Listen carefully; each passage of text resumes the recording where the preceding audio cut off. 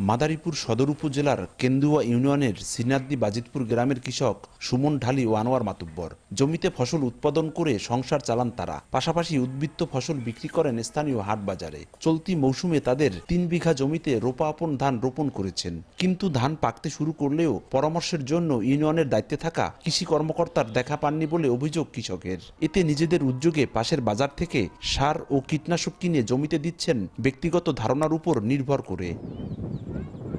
একই অবস্থা জেলার প্রতিটি ইউনিয়নেরই। ৩ ফসলি জমির পরিচর্যার জন্য পর্যাপ্ত কৃষি কর্মকর্তা না থাকায় সরকারি সেবা থেকে বঞ্চিত কৃষকেরা। পোকামাকড় লাগছে কিনা এগুলো সে দেখলে পরামর্শ দিলে আমরা সেইভাবে কাজ করতে পারতাম, কিন্তু সে সেইভাবে আসেও না, সেইভাবে আমরা পরামর্শ নিয়ে কাজ করতে আমাদের নিজের ইচ্ছা মতো কাজ করতে হয়। আমাদের জমিতে পোকা লাগে একটা কইলে হারা ওষুধ দেওয়ার একটা, কেন ওই আমি না জানি তাই স্প্রে করতে চাই।